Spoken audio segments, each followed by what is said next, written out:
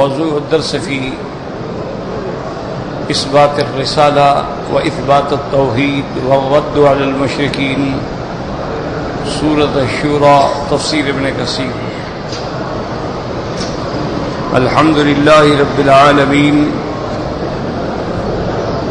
والصلاة والسلام على أشرف الأنبياء وسيد المرسلين سيدنا محمد وعلى آله وأصحابه أجمعين. اللهم صل على سيدنا محمد وعلى آل سيدنا محمد كما صليت على إبراهيم وعلى آل إبراهيم في العالمين إنك حميد مجيد. أعوذ بالله من الشيطان الرجيم. بسم الله الرحمن الرحيم.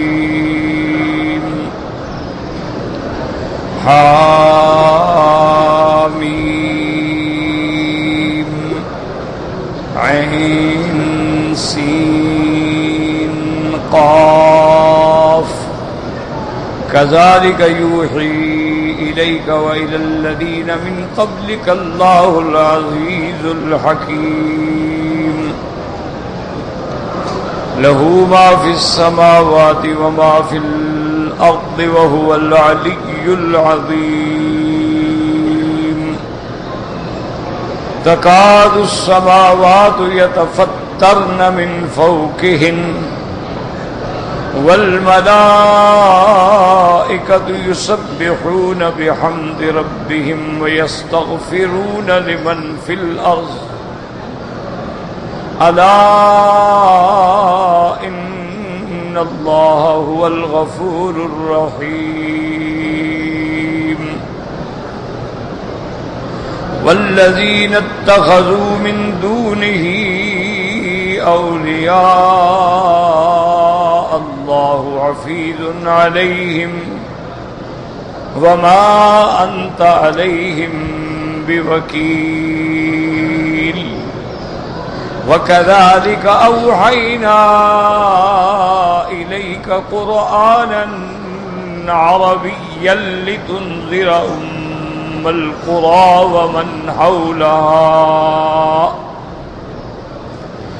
وتنذر يوم الجمع لا ريب فيه فريق في الجنة وفريق في السعير. ولو شاء الله لجعلهم أمة واحدة ولكن يدخل من يشاء في رحمته والظالمون ما لهم من ولي ولا نصير. اللہ تبارک و تعالی نے کلام مقدس کی ان آیات مبارکہ میں جو سورۃ شورى کی ابتدائی آیات ہیں، پہلے تو حروف مقطعات ہیں جس کے بارے میں میں نے عرض کیا تھا کہ اللہ جانتے ہیں. اس کے بعد اللہ تبارک و تعالی نے فرمایا کذالک یوحی الیک وإلی الذین من قبلک، میرے محبوب اسی طرح جیسے وحی کیا آپ کی طرف، آپ سے پہلے بھی انبیاء کی طرف، اس پروردگار نے جو زبردست ہے اور حکمت والا. اصل میں یہ رد ہے مشرکین کا کہ تم جو شبہ کر رہے ہو کہ یہ اللہ کا قرآن نہیں ہے، وحی نہیں ہے، اللہ کی کتاب نہیں ہے، تو ظالم ہو، یہ کوئی نئی بات تو نہیں ہے، اس سے پہلے بھی اللہ نے پیغمبروں پہ وحی بھیجی. وحی کا معنی ہوتا ہے کسی چیز کا خفیہ طریقے سے اور جلدی سے کسی کو پہنچانا، اس کو کہتے ہیں وحی. الاشارۃ السریۃ، یا بعض علماء کہتے ہیں الاشارۃ الخفیۃ السریۃ، کہ وہ مخفی بھی ہو اور جلدی بھی ہو اور کسی دوسرے کو پتہ بھی نہ لگے، اس کو کہتے ہیں وحی. پھر اللہ تبارک و تعالی نے وحی کے 3 طریقے ہیں. ایک تو وحی یہ ہوتی ہے کہ اللہ خود پیغمبروں کے دل میں ڈال دیتے ہیں، اور پیغمبر جو ہے چونکہ مرکز علم جو ہے وہ دل ہے. بعض لوگ کہتے ہیں نا کہ دماغ ہے، جیسے آج کل فلاسفہ ہیں وہ کہتے ہیں کہ مرکز علم جو ہے وہ دماغ ہے، لیکن یہ صحیح بات نہیں ہے. مرکز علم جو ہے اصل میں وہ دل ہے. اسی لیے دل کی اتنی بڑی اہمیت ہے. اب آپ دیکھیں نا کہ دماغ نہ ہو، خراب ہو جائے، پاگل ہو جائے، بندہ 50 سال زندہ رہتا ہے. یہ تو نہیں نا کہ جو پاگل ہو جاتے ہیں فوراً مر جاتے ہیں. لیکن اگر دل کی دھڑکن رک جائے 5 منٹ کے لیے، 5 سیکنڈ کے لیے، بندہ تو گیا. تو ظاہری بدن کے نظام کا دار و مدار بھی دل پر ہے، اور ایمان اور دین کا دار و مدار بھی دل پہ ہے. اسی لیے اللہ نے قرآن میں کئی مقام پہ فرمایا ہے کہ کافر جو ہیں ان کے پاس دل تو ہے لیکن یہ سمجھتے نہیں. اسی طرح قرآن کہتا ہے کہ لہم قلوب لا یفقہون بہا، دل تو ہے لیکن سمجھتے نہیں. اسی طرح قرآن کہتا ہے ختم اللہ علی قلوبہم، تو جب یہ اعراض کی آخری حدوں کو پہنچ جاتے ہیں تو پھر اللہ بھی ان کے دلوں پہ مہر لگا دیتے ہیں. اولئک الذین طبع اللہ علی قلوبہم، طبع ختم، رین، کلا بل ران علی قلوبہم. اسی طرح قرآن کہتا ہے افلا یتدبرون القرآن ام علی قلوب اقفالها. یہ قرآن میں غور نہیں کرتے، ان کے دلوں پہ تالے پڑ گئے. اور کافر بھی کبھی کبھی استہزان کہتے تھے وقالوا قلوبنا فی اکنۃ مما تدعونا الیہ، کہ محمد مصطفیٰ آپ جس دعوت کی طرف بلاتے ہیں نا ہمارے دل بالکل غلاف میں ہیں، اس تک پہنچتی نہیں بات. تو اصل چیز یاد رکھو وہ دل ہے. اسی لیے ایمان میں یہ شرط ہے کہ تصدیق بالقلب و اقرار باللسان و عمل بالارکان. بنیادی چیز ہے کہ دل میں تصدیق ہو. ظاہری کلمہ پڑھتے رہیں لیکن دل میں تصدیق نہیں، منافق ہے.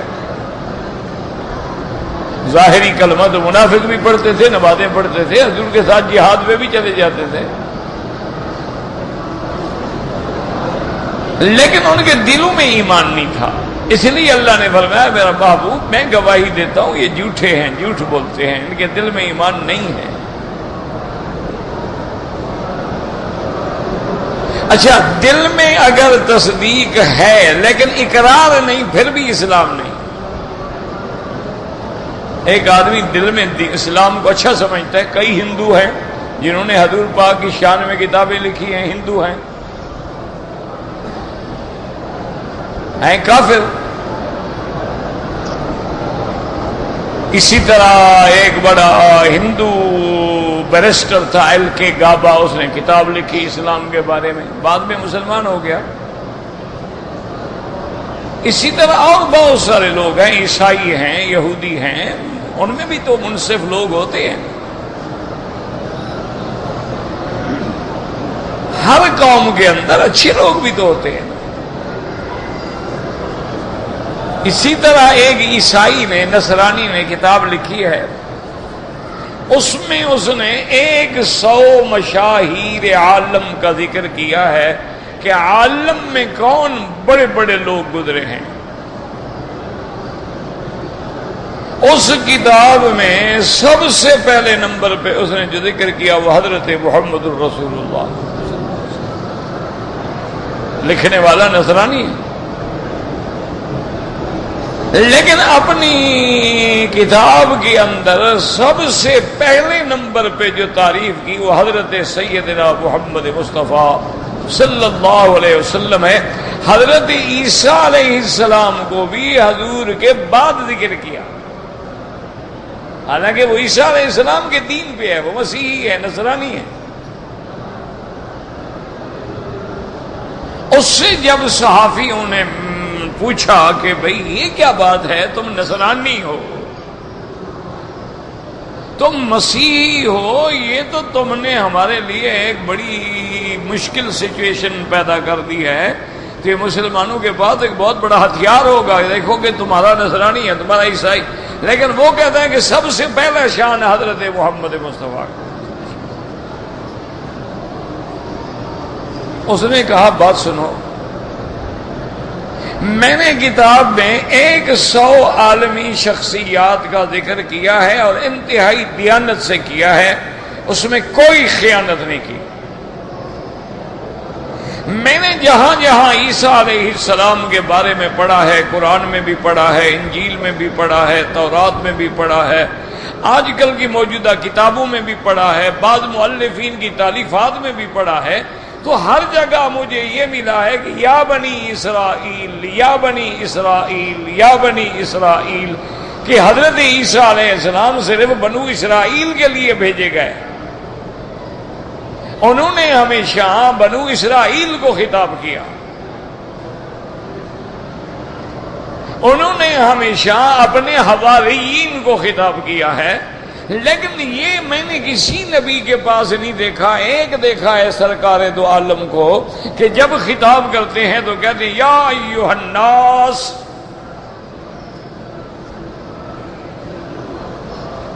پورے عالم کو خطاب کرتے ہیں، تو اس کی دعوت جو ہے، اس کی نبوت بنو اسرائیل کے لیے ہے، اور اللہ کے نبی محمد مصطفیٰ کی دعوت پوری عالم کے لیے ہے. اور پھر عیسیٰ علیہ السلام کی دعوت محدود ہے، اور محمد مصطفیٰ کی دعوت جو ہے وہ تو قیامت تک ہے. تو یہ تو بڑی بددیانتی ہوتی کہ میں اگر ان کو پہلا نمبر نہ لکھتا. ایسے لوگ بھی ہیں لیکن مسلمان نہیں، یعنی دل میں حضور کو اچھا سمجھ رہے ہیں لیکن اقرار نہیں. اسی طرح ایک لڑکی ہے جو کسی ایکس پریزیڈنٹ امریکہ کے کسی سابق صدر کی بیٹی گزری ہے، مر گئی ہے یا زندہ ہے.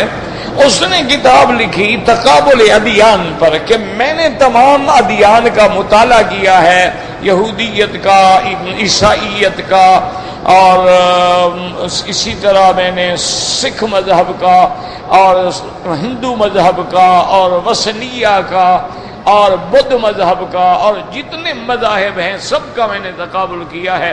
سارے مذاہب کو میں نے لکھا ہے، پھر ہر مذاہب کی باتوں کو دوسرے کے مقابل میں لائی ہوں، اور اس کے بعد میں اس نتیجے پہ پہنچی ہوں کہ اگر کوئی سچا کامل مکمل دین ہے تو دین اسلام ہے.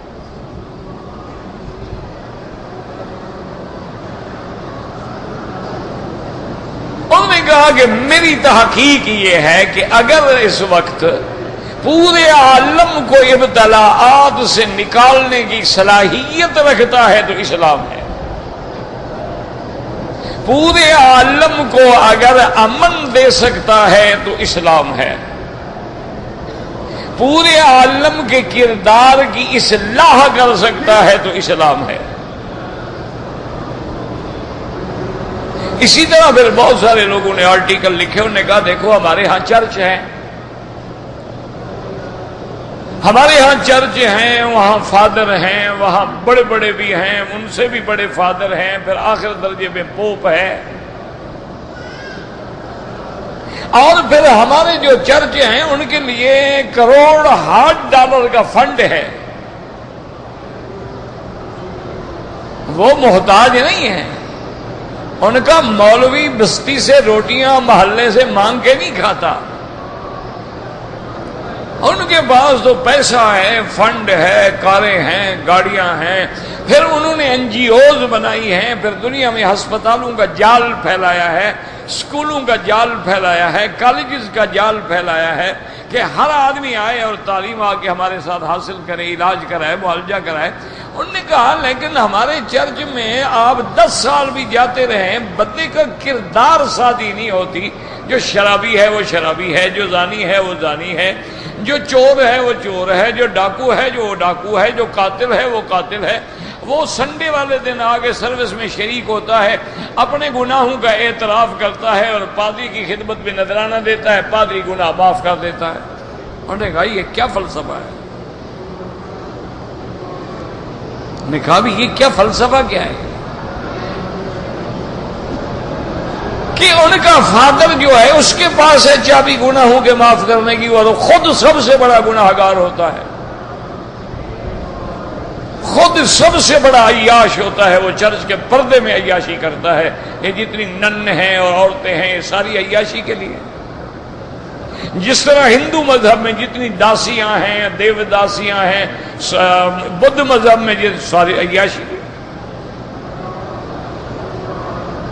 تو اس نے کہا کہ مجھے سمجھ نہیں آتی، لیکن مسلمانوں کی کسی دینی جماعت کے ساتھ اگر کوئی بندہ لگ جائے، 1 مہینہ 2 مہینے 3 مہینے 4 میں واپس آتا ہے، اس کی شکل بھی سنت کے مطابق ہے، پگڑی بھی سنت کے مطابق ہے، نماز بھی پابندی سے پڑھتا ہے، شراب سے بھی نفرت ہے، زنا سے بھی نفرت ہے، سود سے بھی نفرت ہے، حرام کھانے سے بھی نفرت ہے، وہ ایک صحیح انسان بن جاتا ہے۔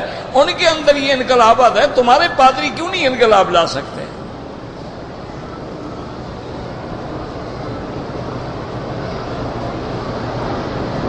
انہوں نے کہا دیکھو ایک سیدھی سی بات ہے، اچھا اور پھر یہ بھی ضروری نہیں ہوتا کہ جماعت میں کوئی سارے علماء ہوتے ہیں، بعض ایسے میرے جیسے بھی ہوتے ہیں، بعض دکاندار ہوتے ہیں، بعض کاروباری ہوتے ہیں، بعض کوئی تاجر ہوتے ہیں، بعض کچھ ہوتے ہیں، ان کو پتہ ہی نہیں، خود پتہ نہیں ہوتا بیچاروں کو دین کا، وہ 5-6 باتیں یاد ہیں ان کو بس۔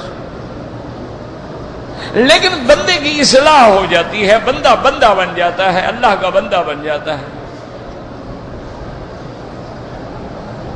اس لیے اس نے سمجھا کہ میں سمجھتا ہوں کہ یہ صلاحیت جو ہے صرف دین اسلام میں ہے۔ اس نے کہا کہ میں نے اقوام عالم کا مطالعہ کیا ہے، میں نے رومن امپائر کے قوانین کو دیکھا ہے، میں نے کسرا و کیسر کے قوانین کو دیکھا ہے، میں نے تہذیب مصر کو دیکھا ہے، میں نے تہذیب فرانس کو دیکھا ہے، تہذیب یونان کو دیکھا ہے، سب کا میں نے مطالعہ کیا ہے، سب کے اندر جرائم بھرے ہوئے ہیں۔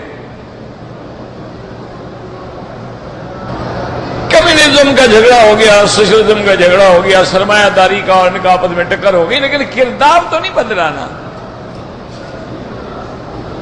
یہ تو اسلام ہے کہ ایسی علاقے میں اللہ اپنا نبی بھیجتے ہیں جس علاقے میں مدرسہ نہیں، تعلیم نہیں، وسائل نہیں، کوئی اتصالات کا ذریعہ نہیں ہے، اور کوئی اسکول نہیں، کوئی کالج نہیں، کوئی یونیورسٹی نہیں، اور پڑھنے والے وہ آتے ہیں جو اس قوم سے تعلق رکھتے ہیں جن کو قتل کرنے سے خوشی ہوتی تھی، ڈاکے مار کے کھانے سے کہتے ہیں ہاں دیکھو جی یہ مرد ہے نا، یہ مانگ کے نہیں کھاتا، چھین کے کھاتا ہے۔ یہ عرب کا عالم تھا، وَإِن كَانُوا مِن قَبْلُ لَفِي ضَلَالٍ مُبِينٍ، کھلی گمراہی میں پڑی ہے قوم۔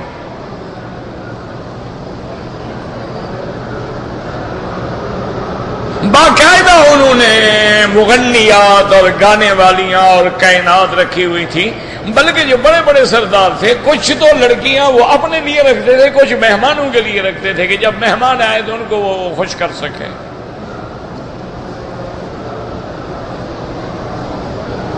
یہ آج بھی آپ نے دیکھا ہوگا، شاید آپ نے کبھی غور نہ کیا ہو، یہ تو ہم مولویوں کو بیماری ہوتی ہے نا غور کرنے کی، ہماری تو ایک مرض ہوتی ہے نا، کتاب پڑھی، متن پڑھا، پھر حاشیہ پڑھا، پھر وہ سمجھ نہ آیا، تفسیر پڑھی، پھر وہ سمجھ نہ آئی، پھر اور تفسیر کھولی، پھر وہ سمجھ نہ آئی، پھر کسی استاد سے پوچھا، اس کی بات سمجھ نہ آئی، پھر اس سے کسی بڑے عالم سے پوچھا، تب جا کہ جب تک اطمینان نہ ہو کیڑا مرتا ہی نہیں۔ یہ عادت ہو جاتی ہے نا بچپن سے پڑھتے ہوئے۔ تمہیں تو خیر ان چیزوں کی تکلیف کرنے کی ضرورت ہی نہیں ہے نا، تم بلا وجہ کیوں تکلیف کرو، کیوں غور کرو؟ کیوں تدبر کرو؟ لیکن اگر ٹھنڈے دل سے بغیر کسی تعصب کے، بغیر کسی بغض و عناد کے غور کر کے دیکھیں کہ اللہ تبارک و تعالی معاف فرمائے کہ حضور جس زمانے میں جس دور میں پیدا ہوئے ہیں معاشرہ کیسا ہے،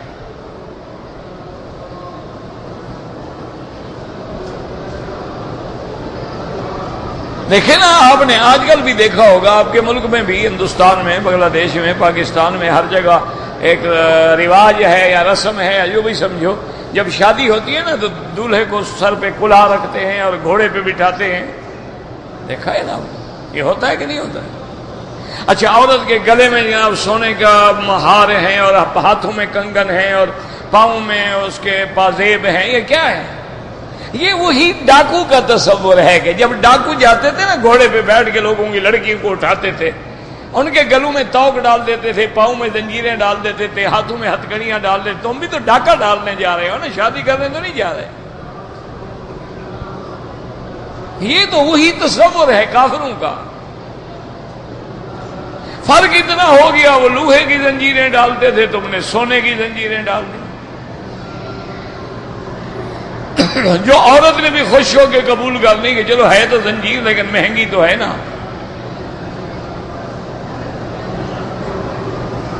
اور کوئی بڑا آدمی ہوا تو اس نے پتھر لگا دیا، یعنی ڈائمنڈ لگا دیا۔ ڈائمنڈ کیا ہے؟ کوئلہ ہے، اور کیا ہے؟ کیا ہوتا ہے ڈائمنڈ؟ جتنا دنیا کے مجوہرات ہیں، زمرد ہے، یاقوت ہے، ڈائمنڈ ہے، فیروز، سب پتھر کیا ہے؟ پتھروں سے، مٹی سے پیدا ہونے والی چیزیں ہیں۔ یہ سب سے قیمتی جو موتی ہیں، لؤلؤ جسے کہتے ہو، کیا ہے؟ سمندر سے نکلتے ہیں۔ اسی لیے تو حضرت علی رضی اللہ تعالیٰ عنہ فرماتے تھے نا کہ مجھے بڑا تعجب آتا ہے جب کوئی آدمی متکبر بنتا ہے اور اکڑ کے چلتا ہے۔ فرماتے ہیں مجھے بڑا تعجب آتا ہے، یار تیری غذا سب سے اچھی غذا کیا ہے؟ شہد۔ شہد ایک کیڑے کا گند ہے، فضلہ ہے۔ میں کہا یہ تیری غذا ہے، سب سے اچھی غذا۔ سب سے اعلیٰ کپڑا کیا ہے؟ ریشم۔ اور ریشم کیا ہے؟ کیڑے کا ایک گند ہے، اس کا فضلہ ہے۔ اور اس نے کہا تیرے پیٹ کے اندر کیا ہے؟ گند اٹھائے پھر رہے ہو، صبح و شام اپنی گندگی پہ بیٹھتے ہو اور اپنی گندگی کو ہاتھوں سے دھوتے ہو، باہر نکل کے کہتے ہو میں فرعون ہوں، انا ربکم الاعلی۔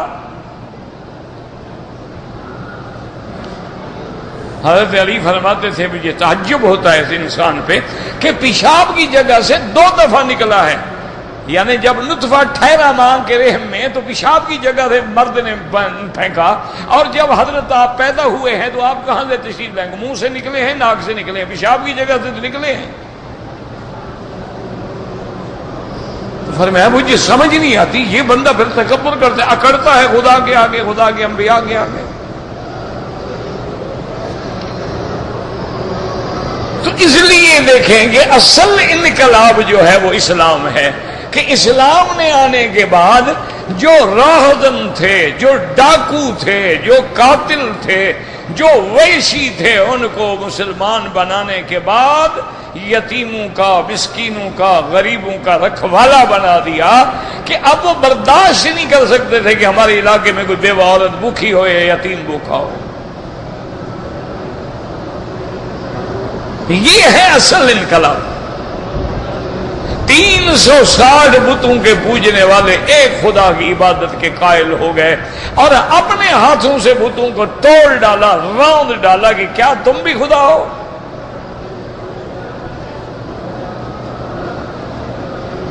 وہ لوگ جو نبی سامنے ہو تو نہیں مانتے تھے، جب ایمان نصیب ہو گیا اب جنت بھی ماننے لگ گئے، جہنم بھی ماننے لگ گئے، عرش بھی ماننے لگ گئے، کرسی بھی ماننے لگ گئے، ملائکہ کو بھی ماننے لگے جن کو دیکھا ہی کبھی نہیں۔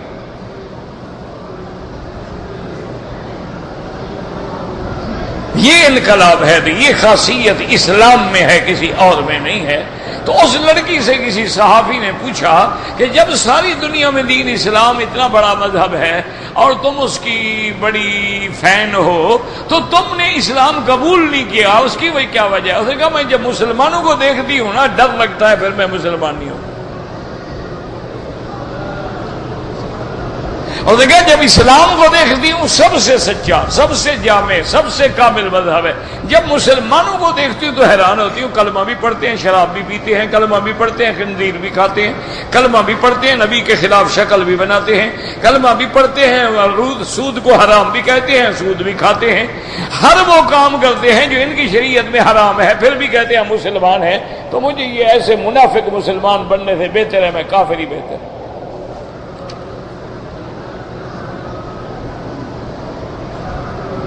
اس لیے یاد رکھو کہ وحی جو ہے، وحی کا معنی اشارت خفیت سریت، لیکن اس کے تین طریقے ہیں۔ ما کان لبشر ان یکلمہ اللہ الا وحیا او من وراء حجاب او یرسل رسولا فیوحی بإذنہ۔ اللہ فرماتے ہیں کسی انسان کو یہ طاقت نہیں، قوت نہیں، صلاحیت نہیں کہ اللہ سے براہ راست بات کرے۔ ہاں اللہ اگر چاہے تو کسی کو شرف کلام عطا فرما دے، اللہ تو قادر ہے نا، بندے میں صلاحیت نہیں ہے۔ اللہ نے جیسے سیدنا موسیٰ علیہ السلام سے بات فرمائی، کلام فرمایا بغیر کسی واسطے کے، وَكَلَّمَ اللَّهُ مُوسَىٰ تَكْلِيمًا، اللہ نے کلام فرمایا۔ اب ذرا موسیٰ علیہ السلام کو حوصلہ ہوا نا کہ مولا نے مجھے کلام بھی فرمایا، اللہ نے مجھے چن بھی لیا، نبی بھی بنا دیا، رسول بھی بنا دیا، اللہ جب کلام فرما لیا ہے تو ذرا زیارت بھی کرا دیں۔ اللہ فرما وہ نہیں ہو سکتا جناب، حد میں رہو۔ ہم نے فرمایا موسیٰ علیہ السلام بس جتنا تک میں نے انعام دیا ہے اسی کو کافی سمجھو، آگے نہ بڑھو۔ ایک ہمارے پیر ہیں ماشاءاللہ، روز اللہ میاں کو دیکھتے ہیں، براہ راست اللہ سے باتیں کرتے ہیں۔ بعض جاہلوں کا تو عقیدہ ہے نا، وہ کہتے ہیں کہ جناب پیر سائیں تو خیر پیر ہیں لیکن اب اللہ ان کے اندر آ گیا، حلول کر گیا، خلاص یہ دیکھنے میں پیر ہے، اندر سے تو یہ خود خدا ہے، حاجت روا ہے، یہی داتا ہے۔ داتا کا معنی داتا خدا کے بغیر بندہ ہو سکتا ہے؟ سارے کہتے ہیں۔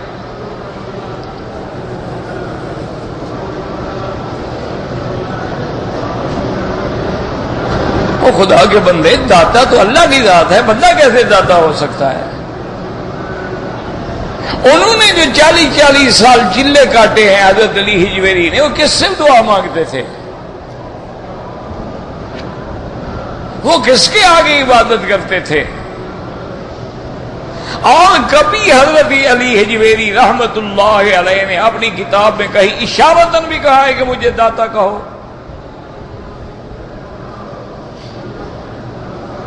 صراحتاً نہیں، اشارتاً بھی کہیں لکھا ہو کہ بھئی میں نے ترقی کر لی ہے، اب میرا مرتبہ اونچا ہو گیا ہے، سارے پاور میرے پاس آ گئے ہیں، اب آپ کو کہیں جانے کی ضرورت ہی نہیں ہے، باقی پیر جو ہیں ان کو چھٹی۔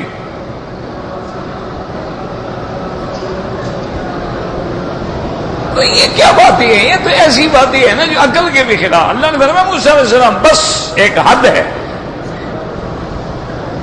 آپ مجھے نہیں دیکھ سکتے۔ تو ایک اللہ کا ورنہ یہ ہے کہ براہ راست کلام نہیں ہو سکتا، تو کیسے وحی کیسے ہوگا؟ اس لیے قرآن کہتا ہے الا وحیا من وراء حجاب، یا پھر اللہ پاک وحی فرماتے لیکن حجاب ہیں۔ اچھا وہ حجاب بھی نوری ہوتے ہیں، یاد رکھو۔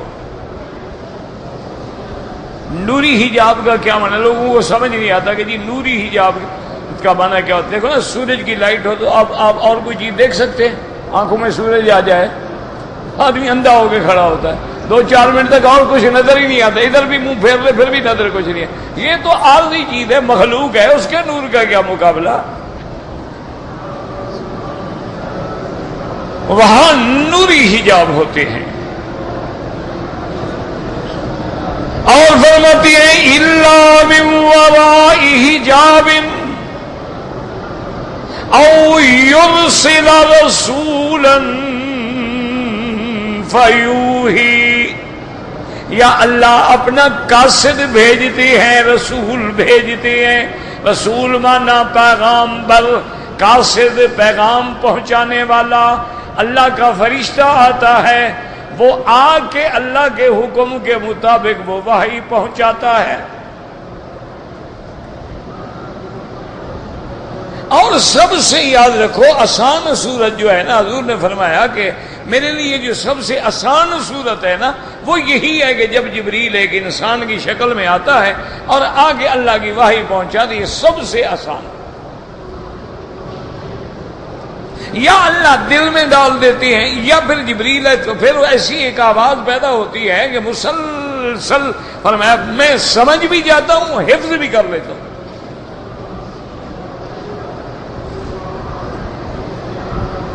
اور کبھی کبھی جبریل علیہ السلام انسان کی شکل میں آتے ہیں، باقاعدہ حضور کے گھر میں آتے، اذن لیتے، سلام کرتے، حضور کے بعد بیٹھتے اور اللہ کا پیغام پہنچاتے کہ اللہ نے آپ کو سلام فرمایا ہے اور یہ پیغام۔ لیکن آگے پابندی ہے، او یرسل رسولا فیوحی باذنہ ما یشاء، لیکن وہ فرشتہ بھی اتنی بات کرتا ہے جتنی اللہ کی اجازت ہے، اذن ہے، حکم ہے۔ مجال ہے ایک لفظ آگے بڑھا لے۔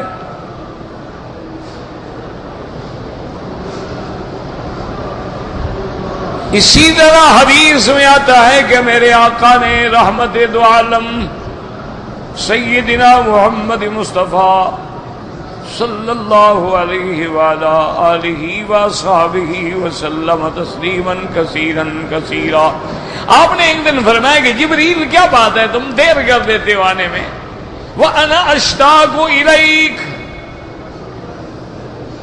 مجھے تمہاری ملنے کا، آنے کا اشتیاق ہوتا ہے، خواہش ہوتی ہے، تمنا ہوتی ہے۔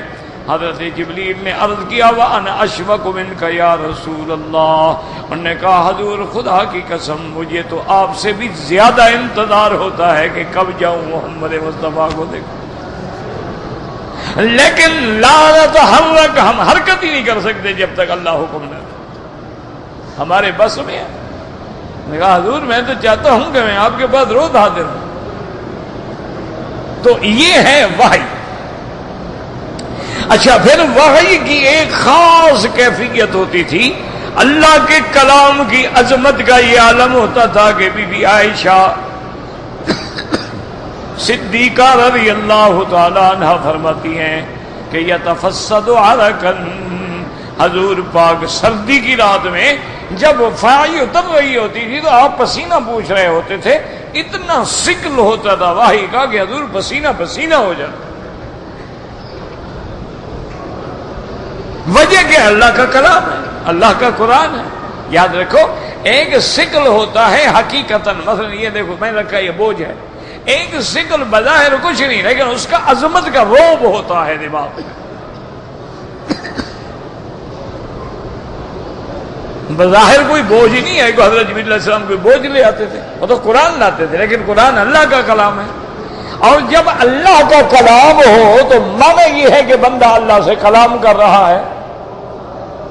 اسی لیے جب آدمی قرآن پڑھتا ہے تو گویا اللہ سے ہم کلام ہے، اور جب حدیث پڑھتا ہے تو گویا حضور محمد مصطفیٰ سے کلام کر رہا ہے، چونکہ حضور کی بات ہے نا،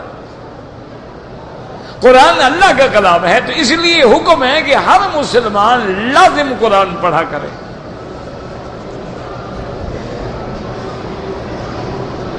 پہلے دور میں تو خیر بڑا دور تھا نا خیر القرون کا، وہ گزر گیا۔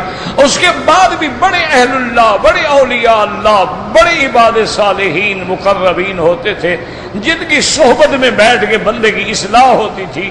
جن کے پاس بیٹھ کے ظلمت دور ہوتی تھی، نور ایمان میں اضافہ ہوتا تھا، اب وہ لوگ تو خال خال رہ گئے، اگر ہیں تو بہرحال ہم جیسے لوگوں کو تو نظر ہی نہیں آ رہے ہیں، مل ہی نہیں رہے ہیں۔ اب علاج ایک یاد رکھو، ایک ہی علاج ہے کہ قرآن پڑھا کرو، ہر حال میں، دن میں موقع ملے، رات کو ملے، آدھا گھنٹہ ملے، 20 منٹ ملے، 10 منٹ ملے، قرآن پڑھو، اور دوسرا استغفار پڑھو، اور تیسرا درود شریف پڑھو، اور چوتھا تسبیح سبحان اللہ و بحمدہ سبحان اللہ العظیم۔ بس ان 4 چیزوں کو لازم پکڑ لو، انشاءاللہ بغیر کسی پیر کے بھی تم پیر بن جاؤ گے، انشاءاللہ تم خود انشاءاللہ پیر بن جاؤ گے، پھر بازاری نہ بن جانا، کاروبار نہ شروع کر دینا۔ ہاں جی آج کل ڈر لگتا ہے نا، وہ آسان کام ہے نا بھائی، یہ دیکھو نا جی، اب علم پڑھو، پڑھتے پڑھتے پڑھتے پڑھتے جناب روٹیاں مانگ مانگ کے ہم کھاتے تھے، مچھر کھاتے تھے، سونے کی جگہ نہیں ہوتی تھی، مسجدوں میں پڑے رہتے تھے، کوئی اینٹ اٹھائی سرانے رکھ لی اسی پہ سو گئے۔ تو علم میں تو بڑی محنت کرنی پڑتی ہے نا، ایسا پیالہ تو نہیں ہے دودھ کا پلا دے استاد تو علم سارا آ جائے۔ پیر بننے میں کیا مشکل ہے، پیر بننا تو سب سے آسان ہے، ایک قبر پہ سبز غلاف ڈال لو اور ہاتھ باندھ کے چپ کر کے بیٹھ جاؤ، جتنا پیر چپ کرے بڑا پیر، بس بولو نہیں۔ یہ ایسا بھی کام ہے کہ بولو نہ، پیری زیادہ چمکے، اور کوئی بولے بھی اشارے سے بات کرو۔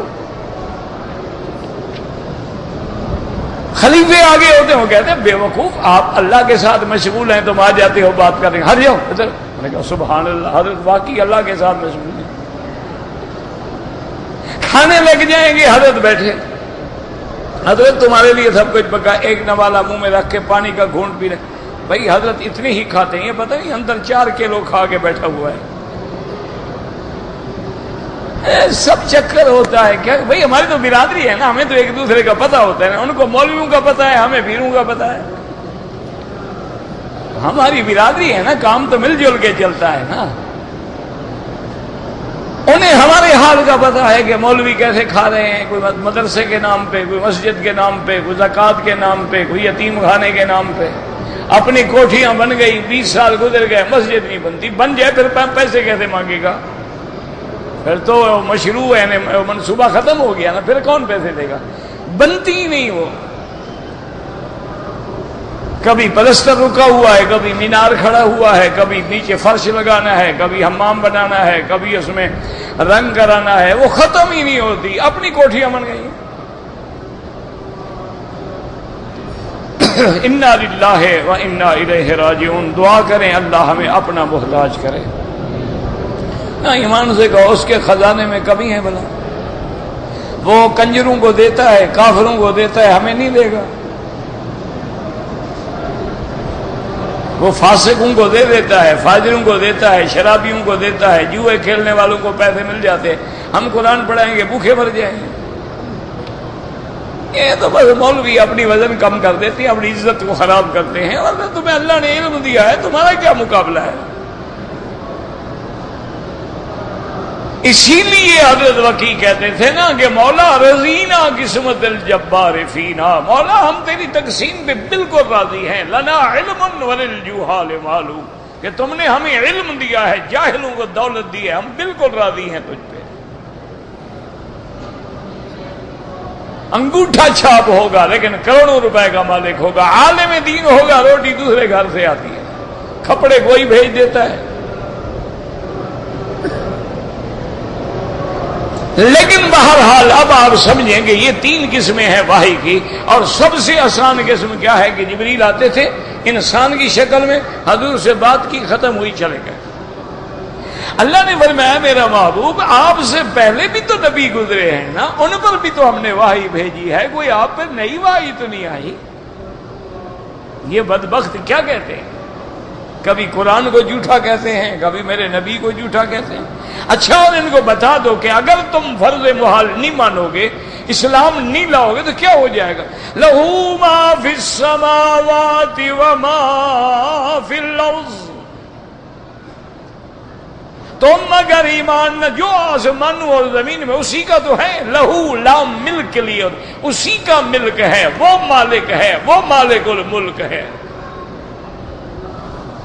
اسی لیے للہ ما فی السماوات وما فی الارض، لہو ما فی السماوات وما فی الارض۔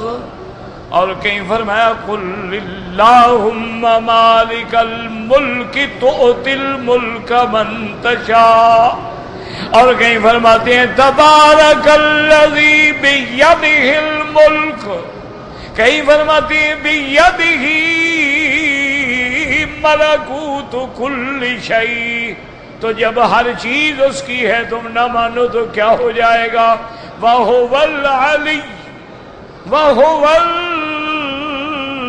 الْعَلِيُّ الْعَظِيمُ، وہ سب سے اعلیٰ، سب سے بڑا، کوئی اس کی بڑائی کو نہیں پہنچ سکتا، کوئی اس کی کبریائی کو نہیں پہنچ سکتا، کوئی اس کے علو کو نہیں پہنچ سکتا۔ اس لیے فرمایا میرا مدنی آپ ان کے باتوں سے کوئی غم نہ کریں۔ تکاد السماوات یتفطرن من فوقہن، یہ جو باتیں کرتے ہیں، کبھی خدا کے بیٹے بناتے ہیں، کبھی خدا کی بیٹیاں بناتے ہیں، کبھی خدا کے ساتھ شریک لگاتے ہیں، کبھی خدا کے بھیجے ہوئے پیغمبروں کو جھوٹا کہتے ہیں۔ ان کی باتوں سے قریب ہے کہ آسمان ان کے اوپر پھٹ پڑے۔ تم ایسی باتیں کر رہے ہو کہ یتفطرن من فوقہن، یاد رکھو آسمان تو جب بھی پھٹے گا نا اوپر سے پھٹے گا نا، آسمان اوپر ہے کہ نیچے ہے؟ تو جب اوپر ہے تو پھر من فوقہن، ان کے اوپر پھر من فوقہن کی کیا ضرورت تھی؟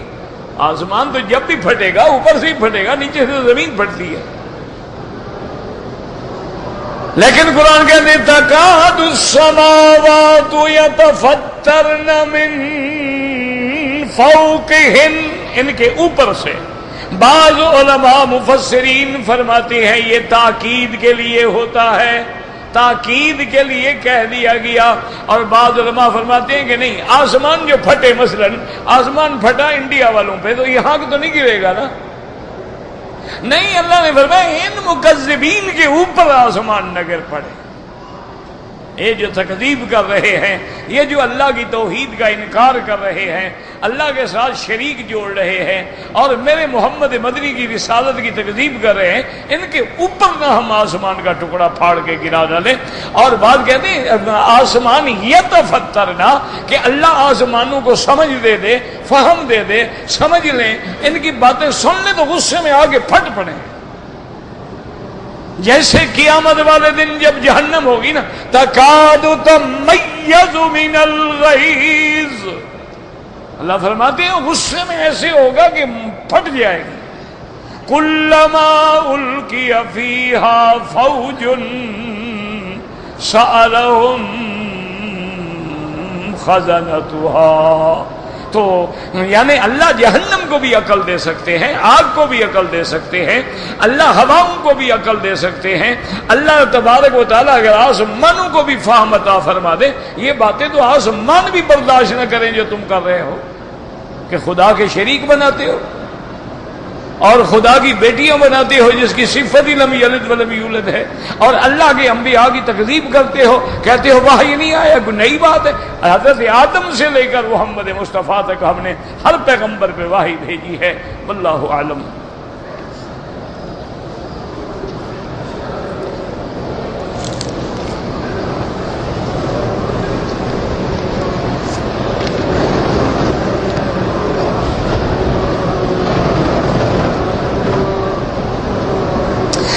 جی کہ سورۃ الانفال یا قرآن کی کوئی سورت اگر کاغذ پہ لکھی ہو اور وہ کاغذ پرانے ہو جائیں، بوسیدہ ہو جائیں، گل جائیں، فائدہ نہ اٹھایا جا سکے، تو افضل یہی ہوتا ہے کہ ان کو کسی چیز میں ڈال کے کسی دیوار کے نیچے دفن کر دیں، سمندر میں ڈال دیں۔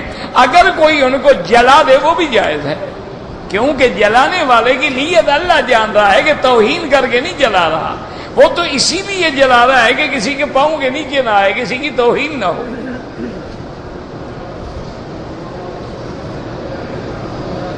کہتے ہیں جی کہ یہ جو بازاروں میں فریج میں لگا ہوا گوشت آتا ہے، ملتا ہے، بہرحال ایک بات یاد رکھو، جو بھی کسی غیر مسلم ملک سے گوشت آتا ہے اس کا کوئی اعتبار نہیں، وہ کوئی ہمارے خیر خواہ ہے کہ ہمیں اچھی چیز بھیجیں گے۔ پھر دوسری بات یہ ہے کہ ان کے نزدیک حلال حرام کا مسئلہ ہی کوئی نہیں، ان کے نزدیک ذبح کرنے کا مسئلہ ہی کوئی نہیں۔ پھر اگر انہوں نے ایک مثلا کمپنی ہے جو 1,00,000 مرغی ایک دن میں ایکسپورٹ کرتی ہے، 1,00,000 مرغی کو ذبح کرنے کے لیے کتنی لیبر چاہیے، کتنی مزدور چاہیے، کتنی ٹائم چاہیے؟ پھر وہ آپ کو مرغی 4 ریال میں کیسے بیچ سکتے ہیں؟ 4 ریال تو ان کو ذبح کرنے کا لگ جائیں گے۔ وہ باہر والے کا تو قطعاً اعتبار نہ کرے نا، وہ تو حلال ہو ہی نہیں سکتا۔ ہاں کسی یہودی فرم کا ہو نا، وہ حلال ہوتا ہے، کیونکہ یہودی جو ہے وہ ذبیحے کا قائل ہے، وہ بغیر ذبیحے کے نہیں کھاتا۔ اسی لیے جو بڑے محتاط لوگ ہوتے ہیں نا ایئر لائن وغیرہ میں، وہ کوشش طلب کرتے ہیں کہ بھی ہمیں یہودیوں کا کھانا دے دو، چونکہ وہ ذبح تو کرتے ہیں نا کم از کم۔ بہرحال مرغی ہے جو ہے، جب باہر کا ہے کوئی اعتبار نہیں نا۔ اگر تم عمرے پہ آئے ہو 8 دن یا 15 دن، اگر یہ مرغیاں نہ ہضم کرو، مرغ مسلم، تو گزارا نہیں ہوگا۔ کیا خیال ہے؟ یہ 8 دن 10 دن سبزی پہ گزارا کر لو، فروٹ پہ گزارا کر لو، کیا ہو جائے گا؟ یا پھر وہ مرغی لو جو اس ملک کی اپنی ہے، وہ حلال ہے۔ پوچھ لو کہ بھئی تم باہر کی مرغی استعمال کرتے ہو یا وطنی کرتے ہو؟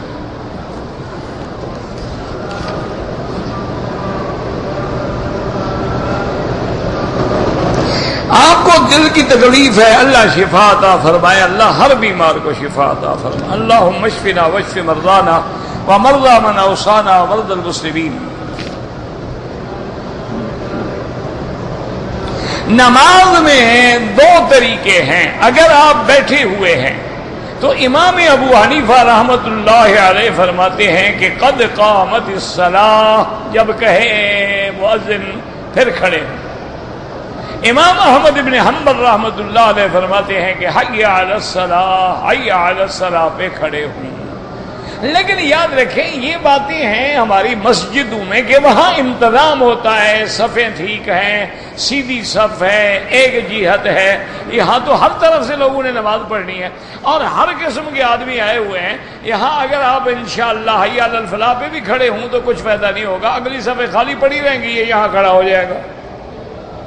اس لیے اگر پہلے بھی کھڑے ہو کے آدمی ایک دوسرے کو سمجھائے کہ میرا بھائی اگلی صفوں کو پورا کرو، اگلی صفوں کو پورا کرو، کندھے کے برابر کندھا رکھو، پاؤں کے برابر پاؤں رکھو۔ اچھا بعد حاجی تو یہ کرتے ہیں ایک ادھر کھڑا ہے، درمیان میں جناب وہ باقاعدہ اپنا جوتے رکھ دیں گے۔ اور اللہ کے نبی نے فرمایا یہ شیطان کے لیے فرجہ نہ کھولو، تم شیطان کے لیے فرجہ کھول رہے ہو۔ اچھا بعض لوگ جوتا آگے رکھے اسی کو سجدہ کر رہے ہیں۔ اللہ کے بندے جوتے کو دائیں رکھو، بائیں رکھو۔ اگر بندے ہیں حضور نے فرمایا دونوں ٹانگوں کے درمیان میں رکھ دو۔ اگر آگے رکھنے کی اجازت ہوتی تو حضور یہ تو نہ فرماتے نا کہ پاؤں کے درمیان رکھو۔ اچھا بعض لوگ ایسے ہیں ماشاءاللہ خود جو کھڑے ہوں گے نا جوتا ادھر یہاں رکھیں گے، یعنی اس کے آگے ہو، میرے آگے تو نہ ہو۔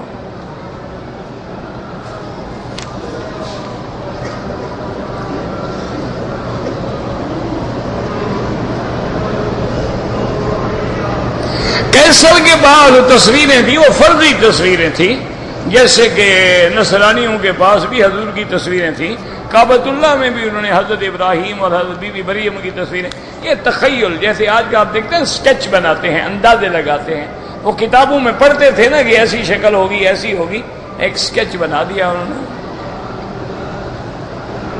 اچھا ہے تمہیں نہیں ملے، ورنہ تم ان کو ماشاءاللہ کیمرہ مہیا کرتے تھے، ان کو سکیچ نہ بنانے پڑتے نا، کیونکہ تمہیں تو کعبہ شریف میں بھی فلم بنا رہے ہو، آئے عمرے پہ کعبے میں فلم بن رہی ہے، لوگوں کی، مردوں کی، عورتوں کی، سب کی۔ انا للہ و انا الیہ راجعون۔ غلاف کعبہ پہ جو قرآنی آیات تحریر ہیں بس ادب احترام ہے، اللہ کا گھر ہے، مناسب آیات لکھ دی گئی، تاریخ کا کیا بنا؟ جب بھی غلاف کعبہ بنتا ہے یہی آیات ہوتی۔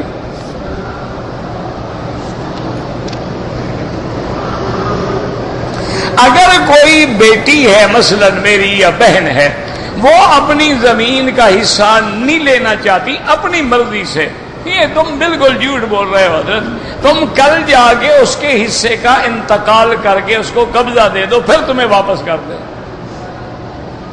اس کو پتہ ہے یہ ظالم دے گا تو نہیں، لہذا جھگڑا تو نہ کریں۔ اچھا بھائی معاف کیا تم کو، کوئی نہیں معاف کرتا۔ تم اس کی زمین اس کے نام باقاعدہ انتقال کر دو، رجسٹری کر دو، کہو بیٹی دیکھو یہ حصہ ہے تمہارا، یہ لو۔ اب تم مستاجری دو، ٹھیکے پہ دو، خود کاشت کراؤ، تمہاری مرضی، پھر وہ تمہیں انتقال کر دے، لے لو، مجال ہے تمہیں پھر ہاتھ بھی لگانے دیں۔ اس کو پتہ ہے کہ یہ ظالم لوگ ہیں، حصہ کھا جائیں گے، نہیں دیں گے، مانگیں گے تو کتے چھوڑیں گے، مار ڈالیں گے۔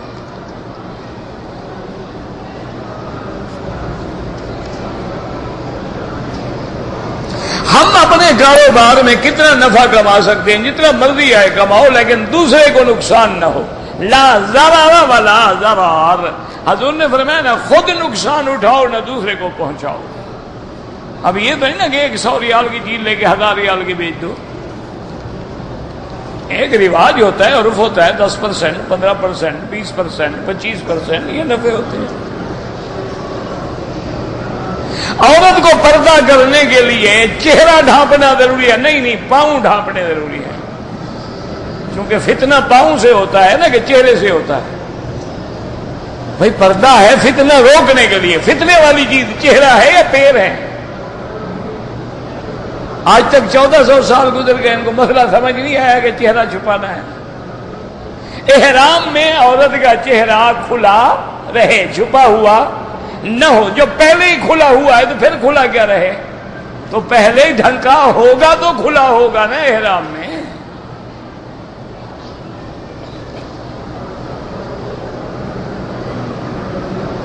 کسی بھی مرد عورت کے لیے طواف کرنا جائز ہے، ہاں اگر کوئی معذور ہے، کوئی مر گیا ہے، زندہ ہے، وہ خود کرے، اس کے لیے دعا کرو۔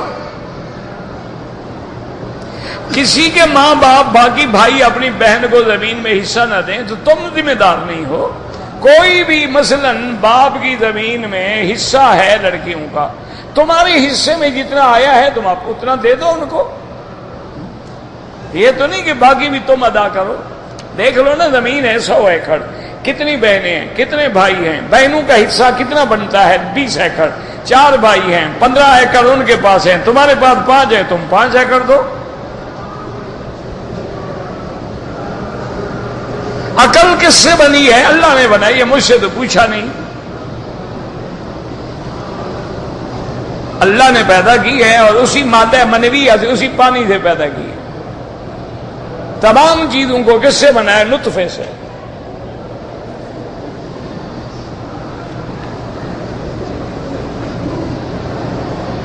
بابا کسی اور نے کہا ہے میرے لیے عمرہ کرو، طواف کرو، پھر کر سکتے ہو، ورنہ اپنے لیے کرو، ان کے لیے دعا کرو۔ اگر بھول کے طواف میں 8 چکر ہو گئے کچھ بھی نہیں ہوتا۔ بھائی مہربانی کر کے کعبہ شریف کا تو کچھ حیا کرو، اس کو تو بند رکھو۔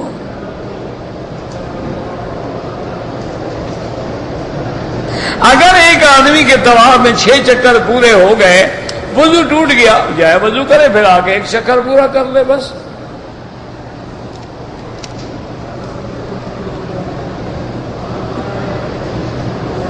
میں جس لڑکی سے شادی کر رہا ہوں، سنا ہے کہ اس نے پہلے زنا کیا ہوا ہے، تو ایسی لڑکی سے نہ کرو، اچھی لڑکی ڈھونڈو۔ بھائی بند کرو نا، تمہیں اتنا نہیں آتا تو لے کے کیوں پھرتے ہو اس کو؟ پھر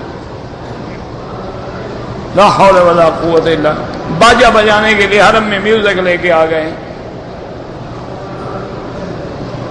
اگر ایک آدمی نے عمرے کے بعد خود 3 بال کاٹے ہیں، سارے بال کٹواؤ، 1 بکری دم بھی ادا کرو۔ قرآن کو کار بوہ پتہ نہیں کیا ہوتا ہے، مجھے نہیں پتا. میری والدہ زندہ ہے، میں نے خواب میں دیکھا ہے، تم جانو خواب جانے، مجھے نہیں پتہ لگتا تعبیروں کا. ربنا تقبل منا انك انت السميع العليم وتب علينا انك انت التواب الرحيم. اللهم اجعل لنا وللمسلمين من كل هم فرجا ومن كل ضيق مخرجا ومن كل بلاء عافية. اللهم فرج هم المهمومين.